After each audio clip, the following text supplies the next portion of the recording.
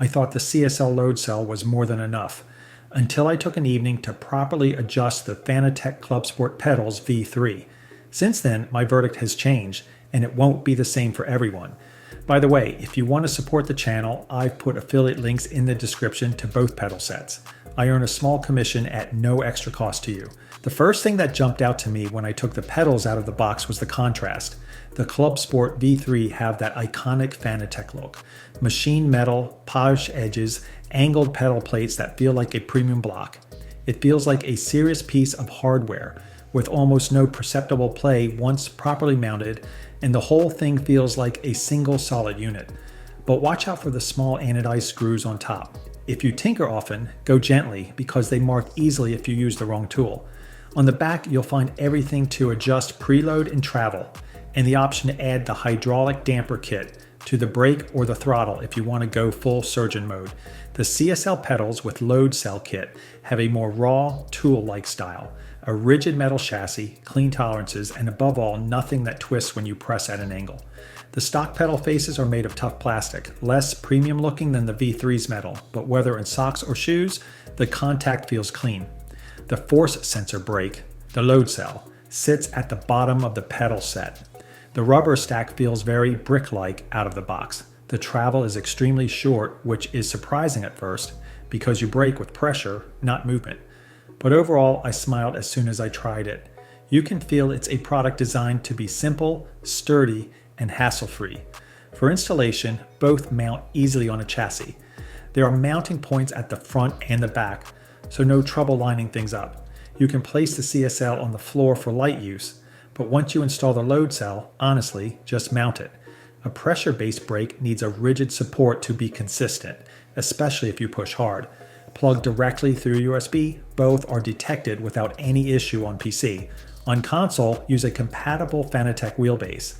Connection-wise, nothing special. You can connect through the Fanatec base or via USB on PC depending on your ecosystem. Calibration is quick in the Fanatec app, then you adjust sensitivity and scaling to your liking. Advanced curves are usually managed in the games. On the V3, changing the brake stiffness, the elastomers, requires taking the pedal set apart. Not difficult, just a bit time consuming the first time. Mechanical noise is moderate on both. On a rigid rig, the V3 sounds slightly more muted, nothing annoying. On track, the two tell completely different stories. The CSL pedals with load cell kit surprised me with how clean and consistent their signal is. No useless travel, you put your foot down and the pressure rises instantly. For GT, rally, or drift, it's very reassuring because it's so reactive. The limitation is that I reach the upper limit of what the brake can handle fairly quickly. If you're someone who really slams the pedal, you'll hit the force ceiling, about 60 kilograms, pretty early. Not a huge deal, but you lose a bit of margin in high-speed, heavy braking. The throttle and clutch are smooth, a bit soft by default. I preferred installing the stiffer throttle spring to better control throttle application on corner exit using the optional accessory. As a base setup, if you're getting started, I'd go for a slightly firmer throttle spring, a brake calibrated to trigger ABS without bottoming out, and a pedal set firmly mounted. Always adjust according to your rig and your weight. The ClubSport V3 follow a different philosophy. Out of the box, honestly, the brake felt a bit dull to me. It works, but it lacks personality. Once you install the brake performance kit, the difference is huge for a lot of users. There you can build a proper progressive wall with just enough initial softness to trigger ABS cleanly or stretch out a trail brake without fighting the pedal. I like adding some preload so the pedal wakes up early. You place your foot, the car reacts immediately, and your brain gets a very stable reference lap after lap. The damper I only use as very light friction on the throttle when I want to stabilize my right leg a bit. On the brake, I don't like it. It adds delay to the movement. The little vibration motors on the V3, fun for immersion, but definitely not a buying argument. If you want a starting setup that works in most cases, I go with a bit of preload, a fairly firm elastomer stack, no damper on the brake, and a tiny bit of friction on the throttle. Adjust depending on the game and the assists, especially ABS. What I loved, on the CSL pedals with load cell kit, it's the simplicity. Most of the time, you mount it, calibrate it, and drive. The force sensor brake completely transforms the experience if you're coming from potentiometer pedals. The chassis rigidity for this price point is very reassuring, and you can genuinely work on your consistency. On the ClubSport V3, it's the adjustment range. You can sculpt the brake to your exact style, from a hard wall to a velvety progressive feel, and it instantly pays off in demanding sims. The construction feels high-end, and once adjusted, you don't think about it anymore. Yeah, you just drive. But something frustrated me. On the V3, everything is adjustable, and everything takes time. Changing elastomers usually means removing the pedal set, testing, reassembling, testing again. Once it's done, it's perfect, but you need to set aside an evening. I'm also not a fan of the clutch bite point simulation on the V3.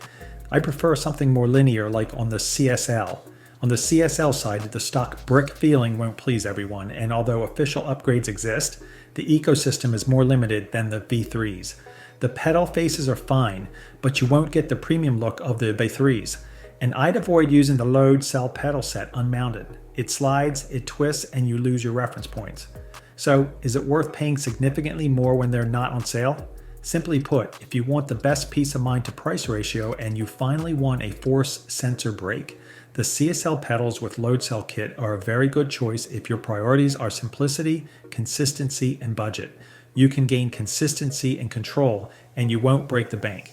If you want a pedal set that grows with you, that you can shape exactly to your taste and keep for years, the ClubSport V3 can absolutely be worth the investment, as long as you add the brake kit, otherwise you're missing their true potential. Personally, for endurance racing, ABS-less cars, or serious hot lapping, I stick with the V3.